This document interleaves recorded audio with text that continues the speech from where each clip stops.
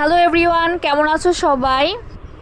অনেক দিন ধরেই অনলাইনে নাপ্পি বা শীতলের শুটকি দেখি পাহাড়িরা যে খায় সবজি দিয়ে বা ভর্তা করে কাঁচামরিচ দিয়ে। এটা আমার খেতে খুবই ইচ্ছে করতেছিল কয়েকদিন ধরে। পরে একটা পেজ পেলাম অথেন্টিক, সেখান থেকে আমি অর্ডার করলাম। প্রথমে ভেবেছিলাম ভালো হবে কি না আল্লাহই জানে।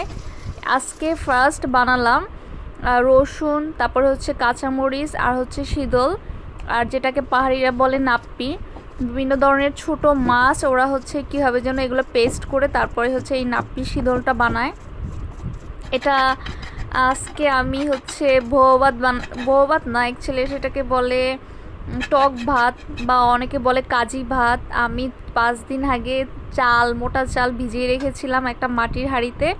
সেই কাজি ভাত ওই যে রান্না করেছি। কাজি ভাত দিয়ে এই শীতলের ভর্তা বা নাপির ভর্তা সেই ছিল।